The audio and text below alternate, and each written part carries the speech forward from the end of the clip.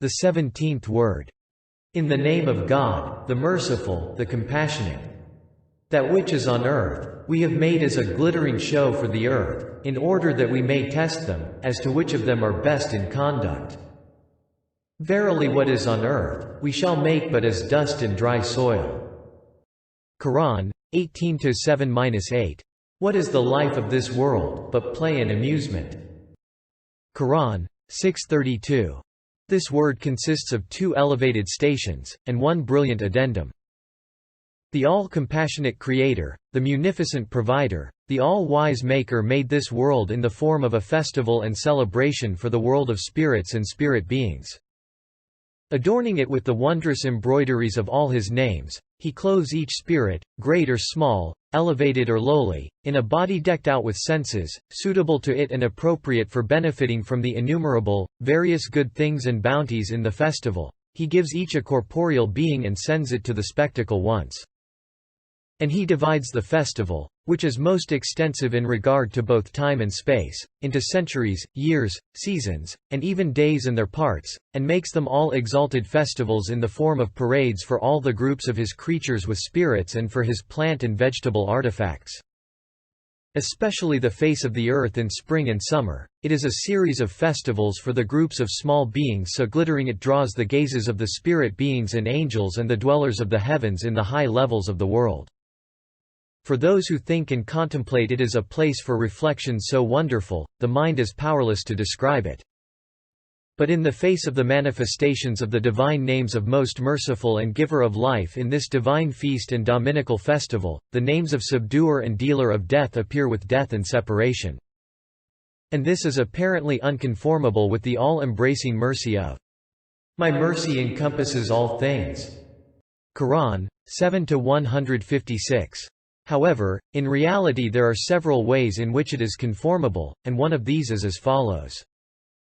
After each group of beings has completed its turn in the parade and the desired results have been obtained from it, in a compassionate way the most generous Maker and compassionate Creator makes most of them feel weariness and disgust with the world, and bestows on them a desire for rest and a longing to migrate to another world.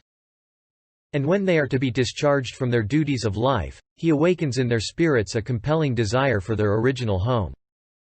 Moreover, it is not far from the infinite mercy of the Most Merciful that just as He bestows the rank of martyrdom on a soldier who perishes on account of his duty while fighting, and rewards a sheep slaughtered as a sacrifice by giving it an eternal corporeal existence in the hereafter and the rank of being a mount for its owner on the bridge of Sirat like Barak, so too with other animals and beings with spirits who perish while performing the dominical duties peculiar to their natures and in obeying the divine commands, and who suffer severe distress, it is not unlikely that there should be for them in the inexhaustible treasuries of His mercy a sort of spiritual reward and kind of wage suitable to their capacities, and that they should not be unduly troubled at departing this world, indeed, that they should be pleased. None knows the unseen save God. However, although man, the noblest of beings with spirits and the one who benefits most from the festivals with regard to both quality and quantity, is captivated by the world and absorbed in it, as a work of mercy, the Most Merciful induces in him a state of mind whereby he feels disgust at the world and a longing to travel to the eternal realm. A person whose humanity is not plunged in misguidance profits from that state of mind, and departs with a tranquil heart. Now, by way of example, we shall explain 5 of the aspects which produce that state of mind. The first. By showing with the season of old age the stamp of transience and decline on the beautiful and inviting things of this world, and their bitter meaning, it makes a person feel disgust at the world and causes him to seek a permanent beloved in place of the transient. The second. Since 99% of all the friends to whom a person is attached have departed this world and settled in another, impelled by his heartfelt love, it bestows on him a longing for the place they have gone to, and makes him meet death and the appointed hour with joy. The third. By means of certain things, it makes a person realize the infinite weakness and impotence in man, and understand how heavy are the burdens of life and responsibilities of living, and awakens in him a serious wish for rest and a sincere desire to go to another world. The fourth. Through the light of belief, it shows to the heart of a believer that death is not execution, but a change of abode, that the grave is not the mouth of a dark well, but the door to light-filled worlds, and that for all its glitter, the world is like a prison in relation to the hereafter. To be released from the prison of this world and enter the gardens of paradise, and pass from the troublesome turmoil of bodily life to the world of rest and the arena where spirits soar, and to slip free from the vexatious noise of creatures and go to the presence of the Most Merciful is a journey, indeed, a happiness, to be desired with 1,000 lives. The fifth. By informing a person who heeds the Quran about the knowledge of reality it contains, and through the light of reality the world's true nature, it makes him realize that love for the world and attachment to it are quite meaningless. That is, it says the following to man, and proves it. The world is a book of the eternally besought one. Its letters and words point not to themselves but to the essence, attributes and names of another. In which case, learn its meaning and grasp it, but ignore its decorations, then go. The world is also a tillage. Sow and reap your crop, and preserve it. Throw away the chaff, and give it no importance. The world is also a collection of mirrors which continuously pass on one after the other, so know the one who is manifest in them, see his lights, understand the manifestations of the names which appear in them and love the one they signify. Cease your attachment for the fragments of glass which are doomed to be broken and perish. The world is also a traveling place of trade. So do your commerce and come. Do not chase in vain the caravans which flee from you and pay you no attention. Do not weary yourself for nothing. The world is also a temporary exhibition. So look at it and take lessons. Pay attention, not to its apparent, ugly face, but to its hidden, beautiful face which looks to the eternal all-beauteous one. Go for a pleasant and beneficial promenade. Then return, and do not weep like a silly child at the disappearance of scenes displaying fine views and showing beautiful things, and do not be anxious. The world is also a guesthouse. So eat and drink within the limits permitted by the generous host who made it, and offer thanks. Act and behave within the bounds of his law. Then leave it without looking behind you, and go. Do not interfere in it in a delirious or officious manner. Do not busy yourself for nothing with things which part from you and do not concern you. Do not attach yourself to passing things and drown. This fifth aspect shows the secrets in the world's inner face through apparent truths like these, and greatly lightens the parting from it. Indeed, to those who are aware it makes parting desirable for them, and shows that there is a trace of mercy in everything and every aspect of it. The Quran indicates these 5 aspects, and its verses point to other particular aspects. Woe to that person who has no share of these 5 aspects. The second station of the 17th word. Hashia, in English footnote. The pieces in this second station resemble poetry, but they are not poetry. They were not put into verse intentionally. They rather took on that form to a degree due to the perfect order of the truths they express. Cry not out at misfortune, O wretch, come, trust in God. For know that, crying out compounds the misfortune, and is a great error. Find misfortune's sender, and know it is a gift within gift, and pleasure. So leave crying out and offer thanks, like the nightingale, smile through your tears. If you find him not, know the world is all pain within pain, transience and loss. So why lament at a small misfortune while upon you is a worldful of woe? Come trust in God. Trust in God. Laugh in misfortune's face, it too will laugh. As it laughs, it will diminish, it will be changed and transformed. Know, O arrogant one, happiness in this world is in abandoning it. To know God is enough. Abandon the world, all things will be for you. To be arrogant is total loss, whatever you do, all things will be against you. So both states demand abandoning the world here. Abandoning the world is to regard it as God's property, with His permission, in His name. If you want to do trade, it lies in making this fleeting life eternal. If you seek yourself, it is both rotten and without foundation. If you seek the world outside, the step-up of ephemerality is upon it. That means there is no value in taking it, the goods in this market are all rotten. So pass on. The sound goods are all lined up beyond it. A fruit of the black mulberry. The old Sayyid spoke this, with the tongue of the new Sayyid, under the blessed mulberry tree. The one I'm addressing isn't Zia Pashsa, it's those enamored of Europe. The one speaking isn't my soul, it's my heart in the name of the students of the Quran. The previous words are all truth. Beware, don't lose course, don't exceed bounds. Don't heed the ideas of Europe and deviate, or they'll make you regret it. You see the most enlightened of them, in brilliance their standard bearer, exclaim in bewilderment. Of whom, to whom can I complain? The Quran says, and I say too, I won't hold back. I lodge my complaint with him. I'm not confused, like you. I cry out to the true God. I don't slip away, like you. I shout my cause from the ground to the skies. I don't flee, like you. For all the Quran's cause is light upon light. I don't renege, like you. In the Quran is truth and wisdom. I'll prove it. I count as nothing hostile philosophy. In the criterion are diamond truths. I take them to myself, not sell them, like you.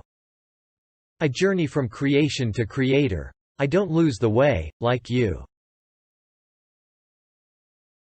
I pass over thorny paths. I don't tread on them, like you.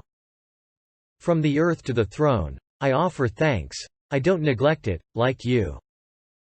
I look on death and the appointed hour as a friend. I am not frightened, like you. I'll enter the grave smiling, not trembling, like you. I don't see it as a monster's mouth, a beast's lair, descending to nothingness, like you. It joins me with my friends. I'm not vexed at the grave, like you. It's the door of mercy, gate of light, portal of truth. I am not discomforted by it. I won't retreat. Saying, in the name of God, I'll knock on it. Hashiye, in English footnote. I won't exclaim, alas, and flee. I won't exclaim, alas, and flee. I'll not look behind me nor feel terror. Saying, all praise be to God. I'll lay down and find ease. I'll suffer no trouble nor remain solitary. Saying, God is most great. I'll hear the call to the resurrection and rise up. Hashiye. I'll hear the call of Israfil on the dawn of the resurrection, and declaring, God is most great. Shall rise up. I won't hold back from the great gathering and congress of prayers. I won't hang back from the great gathering, or the mighty mosque. I'll feel no distress, thanks to divine favor, the Quran's light, and the effulgence of belief. Not stopping, I'll hasten, fly, to the shade of the Most Merciful's throne. God willing, I won't go astray, like you.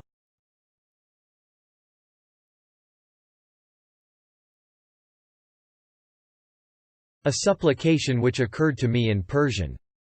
This supplication occurred to my heart in Persian, and was therefore written in that language. Note. The supplication is included in the original together with an enlarged Turkish rendering, which is the basis of the translation here. It was first included in my published work, Hubab.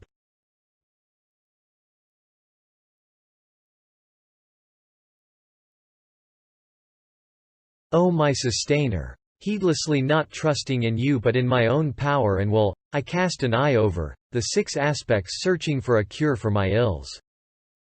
Alas, I could find no cure for them, and I understood it was being said to me. Are your ills not sufficient as cure for you?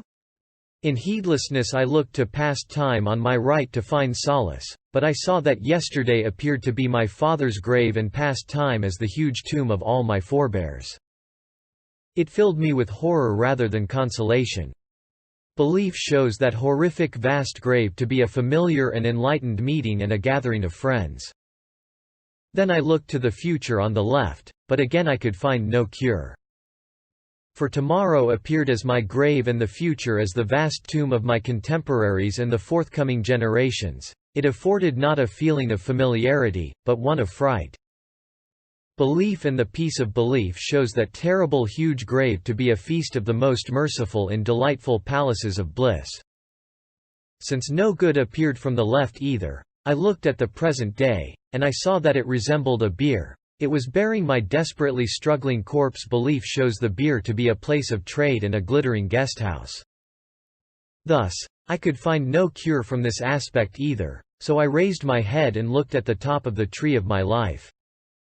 But I saw that its single fruit was my corpse. It was looking down on me from the tree top. Belief shows the tree's fruit to be not the corpse, but the worn-out home of my spirit, which will manifest eternal life and is destined for everlasting happiness, from which it has departed in order to travel among the stars. Despairing of that aspect too, I lowered my head. I looked and saw that the dust of my bones underfoot had mixed with the dust of my first creation. It afforded no cure, but added further pain to my ills. Belief shows the dust to be the door leading to mercy and a curtain before the halls of paradise. I turned away from that, too, and looked behind me, where I saw a transient world without foundation revolving and departing in the valleys of nothingness and the darkness of non-existence. It was no salve for my ills, it rather added the poison of horror and fright. Belief shows the world revolving in darkness to consist of missives of the eternally besought one and pages of divine inscriptions, which, having completed their duties and expressed their meanings, have left their results in existence in their place. Since I could see no good in that either, I switched my gaze to before me. I saw that the door of the grave stood open at the end of MV Road. The highway leading to eternity beyond it struck my gaze from afar. Since belief shows the door of the grave to open onto the world of light, and the road to lead to eternal happiness, it was both a salve for my ills, and a cure. Thus, rather than receiving consolation and a feeling of familiarity, I felt only horror and fear at these six aspects. And apart from the faculty of will, I had nothing in my hand with which to withstand them and act in the face of them. Belief gives a document for relying on an infinite power in place of the power of choice, which is like the smallest indivisible particle. Indeed, belief itself is a document. But the human weapon called the faculty of will both lacks power and its range is short. And it is inaccurate. It cannot create, and apart from acquiring, can do nothing. Belief causes the faculty of will to be employed in God's name, and makes it sufficient before everything it may face. Like when a soldier employs his insignificant strength on account of the state, he can perform deeds thousands of times greater than his own strength. It can neither penetrate the past nor discern the future, and in regard to my hopes and fears concerning these, was of no benefit. Belief takes its reins from the hand of the animal body and hands them over to the heart and the spirit, and may therefore penetrate the past and the future. For the sphere of life of the heart and spirit is broad. The arena of the faculty of will is brief present time and the passing present instant. Thus, despite all my needs and weakness, want and poverty, and my wretched state induced by the horrors and terrors arising from the six aspects, clearly written on the page of my being by the pen of power, and included in my nature, were desires stretching to eternity and hopes spreading through eternity.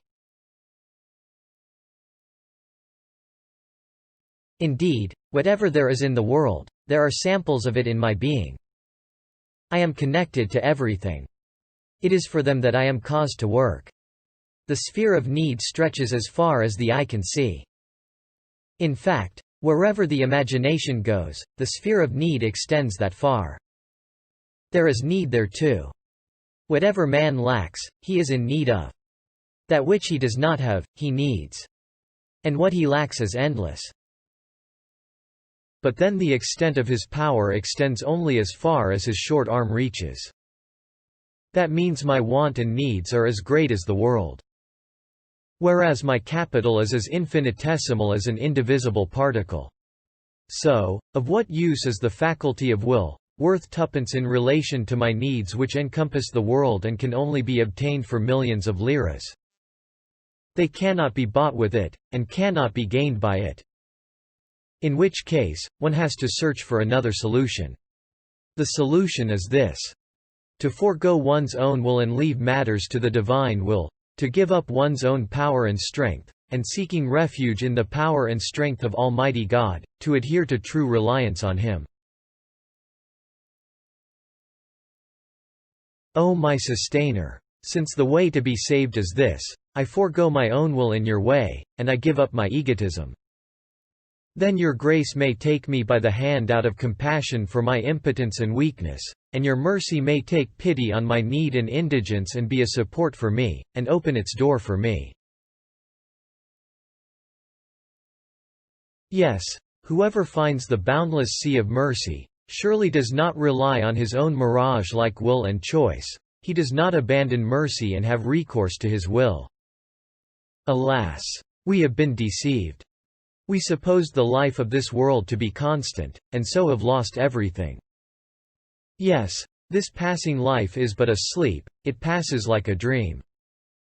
This frail life flies like the wind, and departs.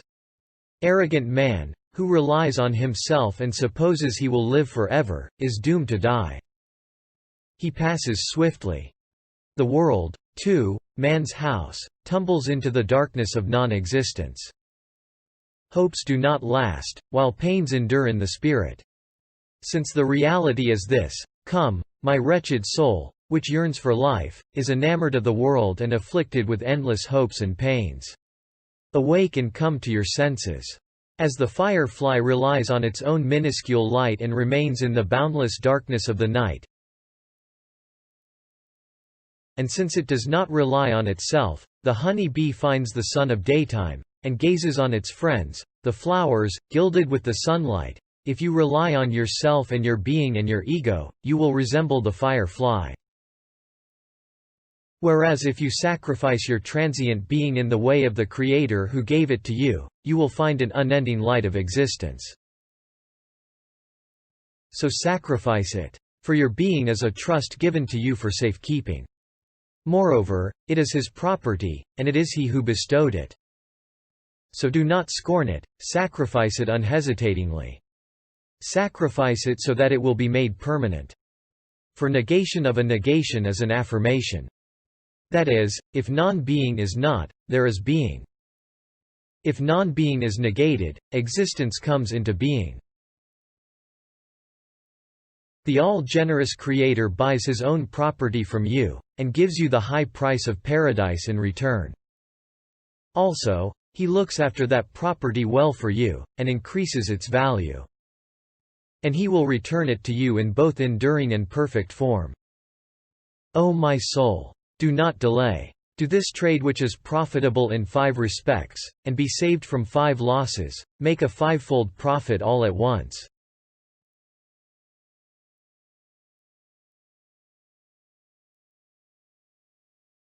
In the name of God, the merciful, the compassionate. But when it set, he said, I love not those that set. Quran 6-76. It made me weep. The verse I love not those that set, which was uttered by Abraham peace be upon him, and announces the universe's passing and death. The eyes of my heart wept at it, pouring out bitter teardrops. Each teardrop was sorely sad as the eyes of my heart wept. The verse causes others to weep, and as though weeps itself. The following lines in Persian are my teardrops. They are a sort of commentary of some words present within the divine word of God's wise one, the Prophet Muhammad. A beloved who is hidden through setting is not beautiful, for those doomed to decline cannot be truly beautiful. They may not loved with the heart, which is created for eternal love and is the mirror of the eternally besought one, and should not be loved with it. A desired one who is doomed to be lost on setting. Such a one is not worthy of the heart's attachment, the mind's preoccupation. He may not be the object of desires. He is not worthy of being regretted with the sorrow and grief that follows. So why should the heart worship such a one and be bound to him? One sought who is lost in ephemerality. I do not want such a one. For I am ephemeral, I do not want one who is thus. What should I do? A worshipped one who is buried in death. I shall not call him, I shall not seek refuge with him. For I am infinitely needy and impotent. One who is impotent can find no cure for my boundless ills. He can spread no salve on my eternal wounds. How can one who cannot save himself from death be an object of worship? Indeed, the reason, which is obsessed with externals, cries out despairingly at seeing the deaths of the things it worships in the universe, and the spirit, which seeks for an eternal beloved, utters the cry, I love not those that set. I do not want separation, I do not desire separation, I cannot abide separation. Meetings followed immediately by separation are not worth sorrow and grief, they are not worthy of being longed for. For just as the passing of pleasure is pain, imagining the passing of pleasure is also a pain. The works of all the metaphorical lovers, that is, the works of poetry on love, are all cries at the pain arising from imagining this passing. If you were to constrain the spirit of all the works of poetry, from each would flow these grievous cries. Thus, it is due to the pain and tribulations of those meetings stained with transitoriness, those sorrowful, metaphorical loves, that my heart weeps and cries through the weeping of, I love not those that set. If you want permanence in this transitory world, permanence comes from transitoriness. Find transience with regard to your evil commanding soul so that you may be enduring. Divest yourself of bad morals, the basis of the worship of this world. Be transitory. Sacrifice your goods and property in the way of the true beloved. See the ends of beings, which point to non-existence, for the way leading to permanence in this world starts from transitoriness. The human mind, which plunges into causes, is bewildered at the upheavals of the passing of the world, and laments despairingly. While the conscience, which desires true existence, severs the connection with metaphorical beloveds and transient beings through crying like Abraham, I love not those that set, and it binds itself to the truly existent one, and eternal beloved. O my ignorant soul! Know that the world and its beings are certainly ephemeral, but you may find a way leading to permanence in each ephemeral thing, and may see two flashes, two mysteries, of the manifestations of the undying beloved's beauty. Yes, it is within the bounty that the bestowal is to be seen and the favor of the most merciful perceived. If you pass from bounty to bestowal, you will find the bestower. Also, each work of the eternally besought one makes known the all-glorious Maker's names like a missive. If you pass from the decoration to the meaning, you will find the one signified by way of his names. Since you can find the kernel, the essence, of these ephemeral beings, obtain it. Then without pity you can throw away their meaningless shells and externals onto the flood of ephemerality. Among beings there is no work which is not a most meaningful embodied word and does not cause to be read numerous of the glorious Maker's names. Since beings are words, words of power, read their meanings and place them in your heart. Fearlessly cast words without meaning onto the winds of transience. Do not concern yourself looking behind them, needlessly occupying yourself. Since the chain of thought of the worldly mind, which worships externals and whose capital consists of objective knowledge, leads to nothingness and non-existence, it cries out despairingly in its bewilderment and frustration. It seeks a true path leading to reality. Since the spirit has withdrawn from those that set, and the ephemeral, and the heart has given up its metaphorical beloveds, and the conscience too has turned its face from transitory beings, you too, my wretched soul, attract the assistance of I love not those that set, like Abraham, and be saved. See how well Maulana Jami expressed it, whose nature was kneaded with love and who was intoxicated with the cup of love. Yeki ha, yeki han, yeki ju, yeki bin, yeki dan, yeki gu. Hashiya, in English footnote. Only this line is Maulana Jami's. That is, 1. Want only one, the rest are not worth wanting. 2. Call one, the others will not come to your assistance. 3. Seek one, the rest are not worth it. 4. See one, the others are not seen all the time, they hide themselves behind the veil of ephemerality. 5. Know one, knowledge other than that which assists knowledge of him is without benefit. 6. Say one, words not concerning him may be considered meaningless. Yes, Jamie, you spoke the truth absolutely. The true beloved, the true sought one, the true desired one, the true object of worship is He alone. 4. In a mighty circle for the mentioning of the divine names, this world together with all its beings and their different tongues and various songs declares, there is no God but God, together they testify to divine unity. And binding the wound caused by I love not those that set, point to an undying beloved in place of all the metaphorical beloveds, attachment to whom has been severed.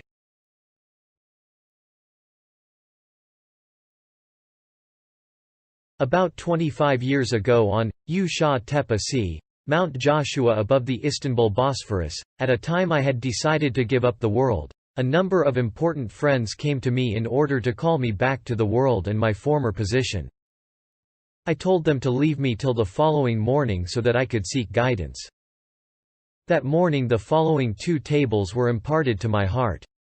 They resemble poetry, but they are not. I have not changed them for the sake of that blessed memory, and they have been kept as they occurred to me. They were added to the 23rd word, and now have been included here on account of their station. The first table. The table depicting the reality of the world of the heedless. Don't call me to the world. I came, and saw it was transitory. Heedlessness was a veil. I saw the light of truth was concealed. All the beings in existence, I saw were ephemeral, harmful.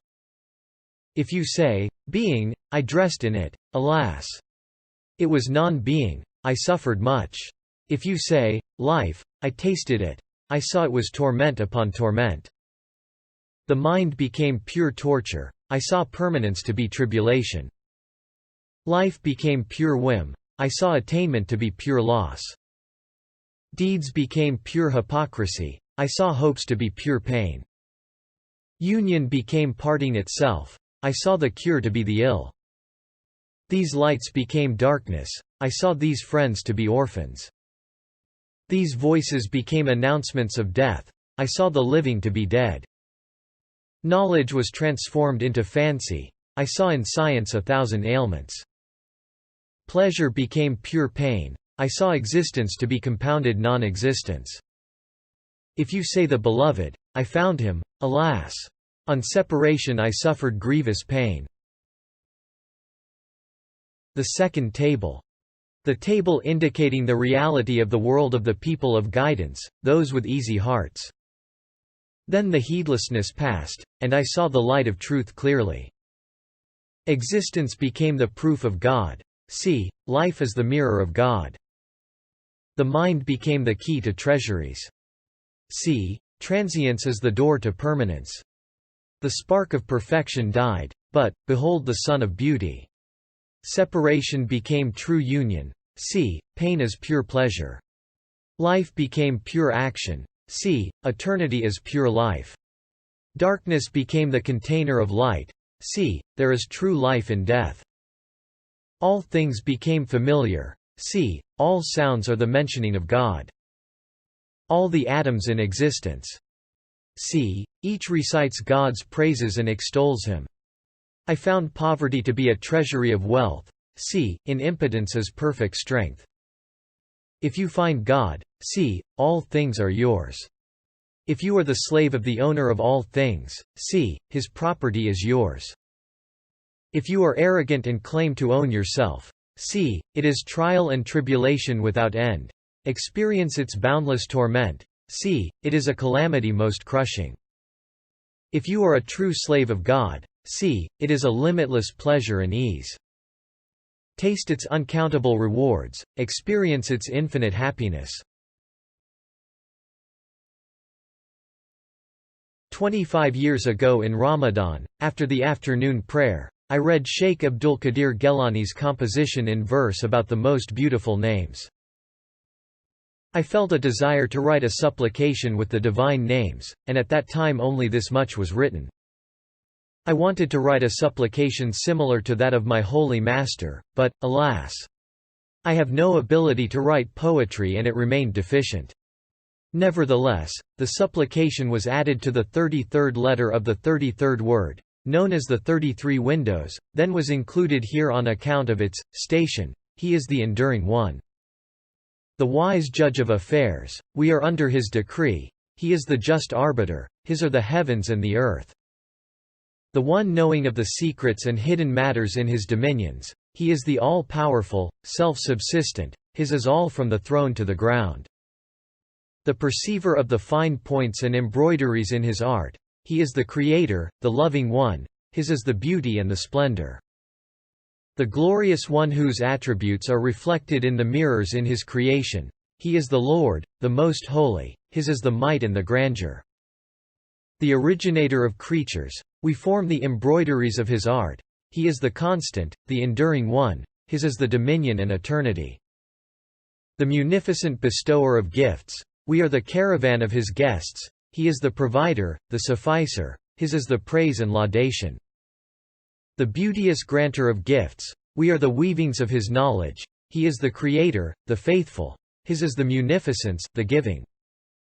The hearer of plaints and supplications in his creation, he is the merciful, the healer, his are the thanks and the praise. The pardoner of the faults and sins of his servants, he is the oft forgiving, the compassionate, his is forgiveness and acceptance.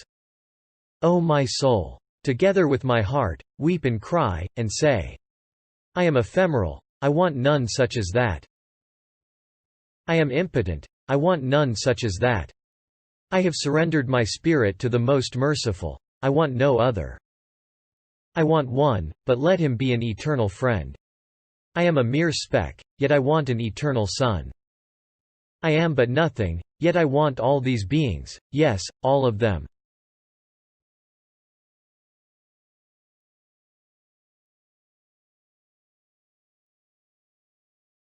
A fruit of the pine, cedar, juniper, and black cypress trees in the uplands of Barla. While being a part of the 11th letter, this has been included here on account of its station. One time during my captivity, while gazing at the majestic and wonderful forms of the pine, cedar, and juniper trees on the mountain top, a gentle breeze was blowing, transforming the scene into a magnificent, delightful, and clamorous display of dancing and a rapturous performance of praise and glorification. The enjoyment of watching it was transformed into instruction for my eyes and wisdom for my ears. I suddenly recalled the Kurdish lines of Ahmad al-Jizri, whose meaning is, everyone has hastened to gaze at you and your beauty, they are acting coyly before your beauty. My heart wept as follows, expressing their instructive meanings. The meaning of the verses in Persian written at Tepelais in the mountains of Barla about the fruit of the pine, cedar, juniper, and black cypress trees is this. Living creatures have appeared from everywhere on the face of the earth, your art, to gaze on you. From above and below they emerge like heralds, and call out. The herald-like trees take pleasure at the beauty of your embroideries, and they dance. They are filled with joy at the perfection of your art, and utter most beautiful sounds. It is as if the sweetness of their own voices fills them with joy too, and makes them perform a delicate melody. In response, the trees have started dancing and are seeking ecstasy. It is through these works of divine mercy that all the living creatures receive instruction in the glorification and prayer particular to each. After receiving instruction, on high rocks the trees raise their heads to the divine throne. Each, like Shahbaz Qalandar, Hashiya, footnote. Shahbaz Qalandar was a famous hero who through the guidance of Sheikh Gelani took refuge at the divine court and rose to the degree of sainthood. Stretches out 100 hands to the court of God, and assumes an imposing position of worship. They make their small tassel-like twigs and branches dance, so both they and those that watch them express their fine pleasure and elevated delight. They give voice as though touching the most sensitive strings and veins of the veils of love. Ah! It is he. From it a meaning such as this comes to mind. They recall both the weeping caused by the pain of the fading of metaphorical loves, and a profoundly sorrowful moaning. They make heard the melancholy songs of all lovers parted from their beloveds, like Sultan Mahmud. They seem to have a duty of making the dead hear the pre-eternal songs and sorrowful voices, who no longer hear worldly voices and words. The Spirit understands from this that beings respond with glorification to the manifestation of the glorious Maker's names, they perform a graceful chant. The heart reads the mystery of divine unity from these trees, each like an embodied sign, from the elevated word order of this miraculousness. That is, there is so wonderful an order, art, and wisdom in the manner of their creation, that if all the causes in existence had the power to act and choose, and they gathered together, they could not imitate them. The soul, on seeing them, sees the whole earth as revolving in a clamorous tumult of separation, and seeks enduring pleasure. It receives the meaning. You will find it in abandoning worship of this world. The mind discovers from the chanting animals and trees and the vociferous plants and air a most meaningful order of creation, embroidery of wisdom, and treasury of secrets. The desirous soul receives such pleasure from the murmuring air and whispering leaves that it forgets all metaphorical pleasures, and through abandoning these, which endow it with life, wants to die in the pleasure of reality. The imagination sees that appointed angels have entered these trees like bodies, from whose branches hang many flutes. It is as though an eternal monarch has clothed the angels in the trees for a splendid parade accompanied with the sounds of 1,000 flutes. Thus the trees show themselves to be not lifeless, unconscious bodies, but highly conscious and meaningful. The flutes are pure and powerful as though issuing from a heavenly, exalted orchestra. The mind does not hear from them the sorrowful plaints of separation, that foremost Maulana Jalaluddin Rumi and all lovers hear, but dominical praise and laudation and grateful thanks offered to the Most Merciful One, the ever-living, the self-subsistent. Since the trees have all become bodies, their leaves have become tongues. At the touching of the breeze each recites over and over again, "It is He. It is He." With the benedictions of their lives they proclaim their Maker to be ever-living and self-subsistent. With the tongue of disposition they continuously declare, "O God," and seek the necessities of their lives from Him, from the treasury of mercy. And through the tongue of their manifesting life from top to bottom, they recite His name of, O Living One, O Ever-Living and Self-Subsistent One. Through the names of ever-living and self-subsistent, endow the heart of this wretched one with life, and bestow sound direction on his confused mind. Amen. One time at night in a high spot on Kamdagi, the Pine Mountain near Barla, I was looking at the face of the heavens when the following lines suddenly occurred to me. With the imagination I heard the speaking of the stars through the tongue of disposition, and that is how the lines were written. Since I do not know the rules of versification, they were not written accordingly, but as they occurred to me. The piece is taken from the fourth letter, and the last part of the first stopping place of the 32nd word. The utterance of the stars. Then listen to the stars, listen to their harmonious address. See what wisdom has emblazed on the decree of its light. Altogether they start to speak with the tongue of truth, they address the majesty of the all-powerful One of Glory's sovereignty. We are each of us light-scattering proofs of the existence of our Maker. We are witnesses both to His unity and His power. We are subtle miracles gilding the face of the skies for the angels to make excursions on. We are the innumerable attentive eyes of the heavens that watch the earth, that study paradise. Hashiye, footnote. That is, since innumerable miracles of power are exhibited on the face of the earth, which is the seedbed and tillage for paradise, the angels in the world of the heavens gaze on those miracles, those marvels. And like the angels, the stars, which are like the eyes of the heavenly bodies, gaze on the finely fashioned creatures on the earth, and in so doing look at the world of paradise. At the same time they look on both the earth and paradise, they observe those fleeting wonders in an enduring form in paradise. That is to say, there are prospects of both worlds. We are the innumerable exquisite fruits that the hand of wisdom of the beauteous One of Glory has fastened to the celestial portion of the tree of creation, to all the branches of the Milky Way. For the inhabitants of the heavens, we are each of us a traveling mosque, a spinning house, a lofty home. Each is an illumining lamp, a mighty ship, an aeroplane. We are each of us a miracle of power of the all-powerful One of Perfection, the all-wise One of Glory, each a wonder of His creative art, a rarity of His wisdom, a marvel of His creation, a world of light. We demonstrated to mankind innumerable proofs, we made them hear with these innumerable tongues of ours. But their accursed unseeing, unbelieving eyes did not see our faces, they did not hear our words, and we are signs that speak the truth. Our stamp is one. Our seal is one. We are mastered by our Sustainer. We glorify Him through our subjugation. We recite His names. We are each of us in ecstasy, a member of the mighty circle of the Milky Way. You can subscribe to our channel by clicking on the profile picture.